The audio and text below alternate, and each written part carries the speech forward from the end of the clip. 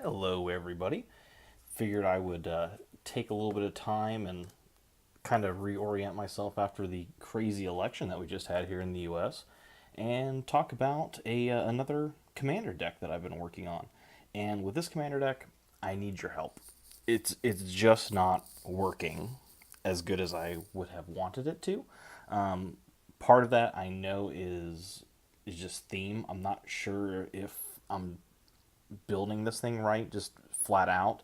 The other thing is I know that there's certain cards that I'm missing because again, well, I guess to start out, it's a 8.5 tails commander deck. The idea is to basically build him up with equipment, support him so that he doesn't die, and then swing in for 21 damage in order to kill the opponent's commander. And I know part of this issue is that I do not have any of the sword set. So the Sword of Fire and Ice, Sword of Light and Shadow, I don't have any of those at this point. So I know that that's going to be a big part of what I need to get and what I need to add in order to get this thing to be more competitive. But let me show you what I have so far. And just give me some feedback. Let me know. I mean, where should I be making changes? What cards just don't make any sense? And we'll kind of have a little conversation around this deck. All right, let's check out what we got here. All right, so we'll start out with the commander. 8.5 tails. Legendary creature Fox Cleric. It's a 2/2. Costs 2 white to bring it out. And it's got a couple of really cool abilities. So for a colorless and a white, target permanent you control gains protection from white until end of turn. And for another one, target spell or permanent becomes white until end of turn. So the idea is that if you always have at least 3 mana up, if this particular creature is targeted, or if really any permanent is targeted, you can protect it with the abilities that it has here. So that's kind of the basis of the deck. So that's kind of what we're working with to start out. So next is the mana base. Of course, it's just a white deck, so it's mostly plains. I'm running, let's see, 1, 2, 3, 4, 5, 6, 7, 8, 9, 10, 11, 12, 13, 14, 15, 16, 17, 18, 19, 20, 21, 22, 23, 24. 24. So I've got 24 basic lands, so 24 plains. Running Ghost Quarter. Obviously, the idea is to have a little bit of land destruction. Strip Mine, same idea. It does add colorless to the mana pool and destroys land. Safe Haven. The idea behind this card is that it allows me to protect something. You'll see it. I have a lot of board wipe in the deck, so the idea here was to either protect the commander or protect some other large creature that I've already been investing in. Hide it in this, and then after the board wipe, I can sacrifice this to bring it back. Rogue's Passage, just, pretty standard. Target creature can't be blocked. Throne of the High City. This is basically in here just to become the monarch. That one thing that white just doesn't have in this deck, of course, has the same issues. It just doesn't have any card draw. So once I've used all my cards, it's pretty much a problem from there. So becoming the monarch allows me to keep drawing. Core Haven is prevent all combat damage that would be dealt by target attacking creature this turn. Just a way to try to keep myself safe if I'm starting to get targeted. Mystifying Maze, exile. Basically, Maze of Ith is in here. There we go. There's Maze of Ith. So these 3 land basically perform the same function, just trying to prevent me from a single creature being the end of me. So if some giant creature is just coming in and swinging and being terrible, I can try to keep it out of my hair. So Mystifying Maze does it. It's a little more expensive, obviously, than Maze of Ith, but it does provide mana, so that's kind of nice. Khajoran Outpost, very little card from Alliances. You do have to sacrifice the plains in order to put it out, but the fact that it gives you mana, which essentially is replacing the plains, but also if you've got extra mana and you haven't done anything, you can make soldier tokens. It's always good to have chump blockers when you're in trouble. Drifting Meadow and Secluded Steep, just cycling land. If I draw these late game, I can just cycle them out, not a big deal. And then New Benelia, Scryland. So comes into play tap, but that's fine. Scrying is always nice. So after land, I do have a little bit of mana sources. I've only got 3 in here, and I think this is part of the problem as well. I've only got Worn Power Stone, Soul Ring, because every deck has to have Soul Ring. I think it's in Commanders like required. And then Thunder Totem. Since I'm just playing white, I didn't feel a need to include any of the cards where it was tapped to add a mana of any color. So figured just white this one was just fine, and it can become a creature with flying and first strike if necessary. So that's kind of nice. But I think this is one of my issues, that I only have 3 additional sources of mana. This is it in the entire deck. Next, talking again about card draw, I did include Tamiyo's Journal, just because every turn it gives me clues, and I can sacrifice the clues to draw. If I build them up, if I'm doing pretty good, I can actually sacrifice it to do a search, or sacrifice 3 of the clues to search my library for a card. Thought this was quite useful. The couple of games where it's come up, I've basically just used it for card draw. So I've never really been able to use the second ability here, but being able to investigate every turn is kind of nice. And Skull Clamp, basically kill one of my own tokens, draw 2 cards. It's essentially what it's in there for. This is literally here just for card draw. And then a couple of just odd things that are in here. Relic of Progenitus is in here just for graveyard hate. My other commander deck that I really enjoy is a Marin of Clan Neltoth. So I know what it's like to be able to have lots of graveyard manipulation, lots of bringing stuff back from the graveyard. So having at least 1 card, I didn't want to dedicate a lot to it, to graveyard hate, but I figured 1 card is nice. Also, card draw, And then this is Ugin's Nexus. This is something that's a little different. It says if a player would begin an extra turn, that player skips that turn instead. And if Ugin's Nexus would be put into the graveyard from the battlefield, instead exile it and take an extra turn after this one. So the idea is just to have a little bit of hate in case somebody does have one of those, hey, I'm going to take extra turn after extra turn after extra turn type combos. So this stops it from happening in the first place. But if it gets destroyed, I get to take an extra turn. So again, with a lot of the board wipe that I have, which includes destroying all permanents, I figured this would be a nice addition. Alright, next we have some targeted removal. Revoke Existence. Kind of like a disenchant, but at sorcery speed. What I like about this is that it exiles an artifact or creature. It doesn't destroy them, so it kind of gets around some protection issues. So it does exile the artifact or enchantment. Dust to Dust is the same thing, but it exiles 2 artifacts, so that's always useful.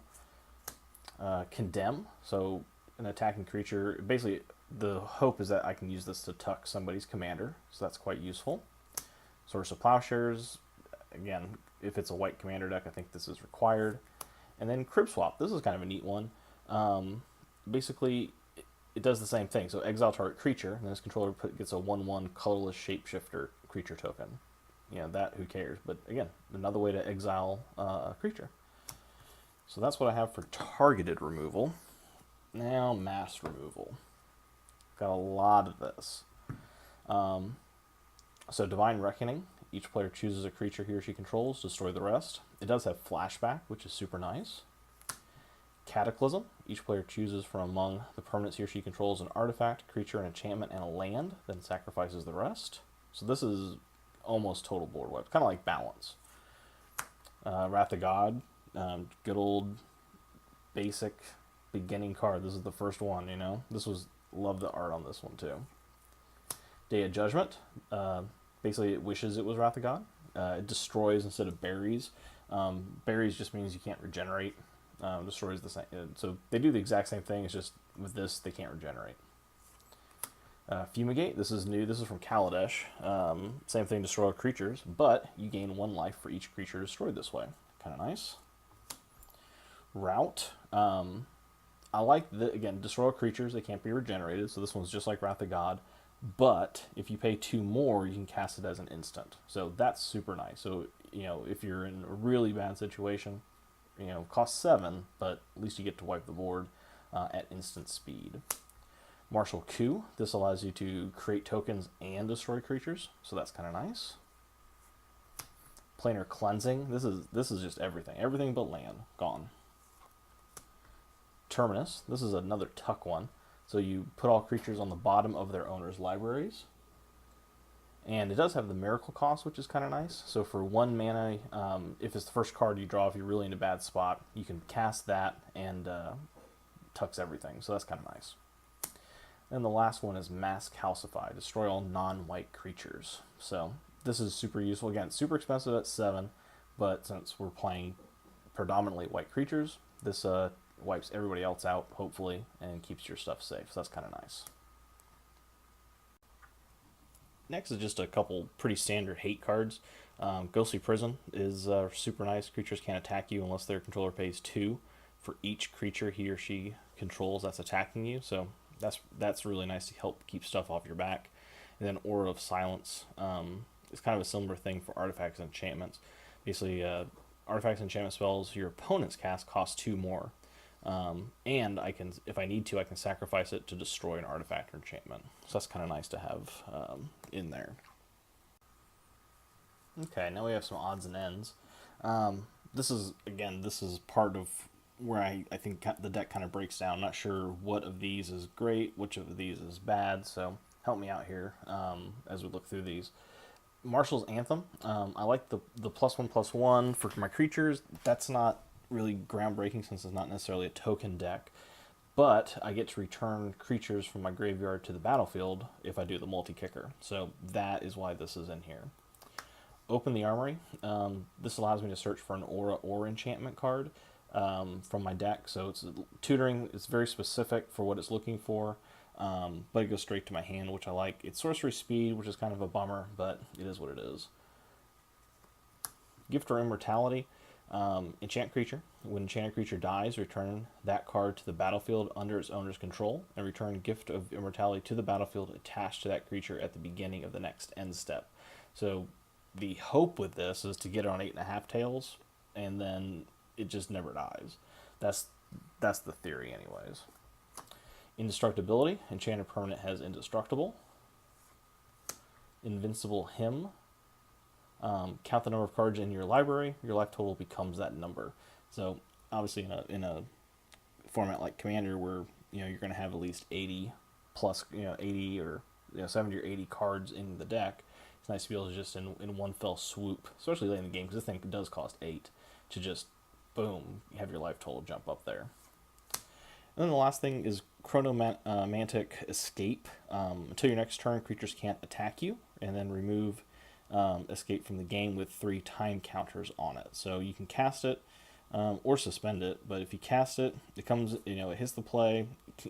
Creatures can't attack you until your next turn, and then it sits there with 3 time counters on it. And as the suspensions go through, once the last one is removed, it gets played again without paying its mana cost. So this is nobody touches me for a turn, and then hopefully you survive for 3 more turns, and then it goes off again. So then you're protected for another round around the table. So cool card. I think it's really kind of nice, especially if I start becoming a target. But I don't know. The cost is kind of crazy. I do like the suspend ability, but I don't know. Tell me what you think about that. Next is Planeswalkers. Of course, we got Elspeth, Knight Errant. Mostly, I like the ultimate. Everything becomes indestructible. Or at least, artifacts, creatures, enchantments, and lands you control are indestructible. Ajani Goldmane. Gain 2 life, which is cool. The avatar is nice. Creatures, power, and toughness equal to your life total. So, again, hopefully you have a large life total when you're able to use that. Nahiri. This is in here just... again, the equipment is really kind of cool. It allows you to get equipment cards from your hand or graveyard onto the battlefield. The tokens are, whatever, but, hey, a +2 ability is still a +2 ability, I guess.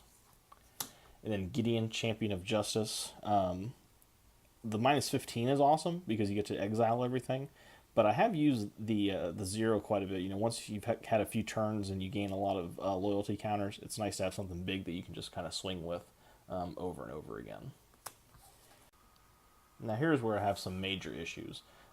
Again, I don't have the sword sets, so the Sword of Fire and Ice, etc. So I've gone with some budget alternatives, but I don't know if I have enough equipment in here, considering that the idea is to build a deck around 8.5 tails. So let me know what you think. If this is something where I need more, do I just need to add in the Swords of Fire and Ice and etc., or do I need to, where do I need to trim stuff to put in? So this is what I got so far. So Umezawa's Jitte, great card. Doesn't need a whole lot of explanation. Loxodon and Warhammer. Again, lifelink, trample, nice. I really like Deathrender. This card is kind of cool. So you get +2/+2, but if the equipped creature dies, you can take a creature from your hand and put it onto the battlefield and attach Deathrender to it. Really, really like that. Lightning Greaves. This is just to protect 8.5 tails or whatever big creature is out. Swiftfoot Boots is the exact same thing. Sword of Vengeance. Again, a little bit of buff, plus First Strike, Vigilance, Trample, and Haste. Now this card's kind of neat. So, equipped, it gives you Death Touch. It gives the creature Death Touch, but whenever the creature deals combat damage to a player, that player loses half his or her life rounded up. That's cool. Then the last thing is Sword of Kaldra. This is just because it's big. +5/+5. Whenever a equipped creature deals damage to a creature, remove that creature from the game. So that's kind of neat. But again, for a deck that's kind of built around having good equipment to attach to 8.5 tails, I feel it's really light. So let me know what you think about that. Next thing is creatures. So what we're going to talk about first. So I've got these guys in here. So I've got Gisela the Broken Blade and Bruna, and the idea is that, if they come out together, you end up with this monstrosity, which is super, super cool. I have had this come out several times, so that's really, really nice when it, when a plan comes together, right? And then Archangel Avacyn, why not? She's incredible. Really, really powerful card. Really, really like her. Next, we have Mother of Ruins. Similar function as to 8.5 tails. So the idea is to be able to tap her to give one of your creatures protection from some color. False Prophet is another board wipe, but it's on a creature. So sometimes people just ignore it and not want to kill it or damage it in hopes because they don't want their stuff to all die. So that's kind of neat to have. Archon of Justice is in here. Similar function, but it's targeted, so it exiles a target permanent when it dies. Serra Avatar. Hope is just to have huge life total, make the creature really, really big. Protector of the Crown. Again, as soon as it hits the table, it becomes the Monarch, and then damage that would be dealt to you is instead dealt to the Protector of the Crown instead. So if some sort of massive spell hits that would kill everybody, hopefully he's out and he'll take the damage instead. But I really like the whole Monarch ability. Jareth is here just because he becomes massive when he blocks, and of course he also gains protection from a color of my choice, so that's nice. World Queller, this one people tend not to like when it hits the table, but it does allow you to go after specific types of permanents. You can protect yourself. If you don't have any planeswalkers out, somebody else, but a couple other players do. You name planeswalkers, and yeah, they start having to sacrifice them to the World Queller. Platinum Angel, it's just nice because the ability is just really, really cool. If you can get this and make it indestructible, that's perfect. Thalia, it's just creature and non-basic land hate. That's all she does. It's kind of cool to be a 3/2 first strike, but she's there just to have non-basic land hate for the most part. Thalia's Lancers. This is in here as a search ability to be able to tutor up a legendary creature, specifically 8.5 tails in case he gets tucked. Karmic Guide. The idea is just to be able to bring another creature back from the graveyard. So then we have Sun Titan. This is just an awesome card. The Summer of Titans was kind of neat, but just a really good card. So it has Vigilance, it's a 6/6, and whenever he enters the battlefield or attacks, you can return a permanent with converted mana cost 3 or less from the graveyard to the battlefield. So it can just do so much. So if 8.5 tails happens to be in the graveyard, it can pull it. Some of my equipment cards are 3 or less, so it can pull that. So really kind of neat. And of course, several other artifacts that I have cost 3 or less. So really, really nice to have. Next is Battlegrace Angel. It's exalted, which is cool, and whenever a creature you control attacks alone, it gains lifelink. So the hope is to get something like Serra Avatar attacking by itself. So that's always cool. Steel Hellkite. The idea behind this is just to be able to destroy permanents. So once it attacks, so each non-land, the ability here at the bottom, X, destroy each non-land permanent with converted mana cost X, whose controller was dealt combat damage by Steel Hellkite this turn. So you can only activate this ability once each turn. Really, really cool. 6 mana for 5/5 Flying Dragon, pumpable, and then on top of that, it can destroy permanent, especially if there's a whole bunch of them out there. The last time I used this was somebody who had a whole bunch of tokens out. They were all on the ground. So then when I hit, I just did it for 0, destroyed all the tokens. So pretty nice. This is General Jarkold. He is from Ice Age. 4 mana for a 1/2. His ability is really cool. So it's tap, switch the blocking creatures of 2 target attacking creatures. All defense must remain legal, and use this ability only during combat, after defense is chosen, and before damage is dealt. I really don't use this with my own creatures so much as with my opponents. So when they're attacking each other, I use this to make the attack and block a little bit more devastating. Really kind of neat. Really like the ability.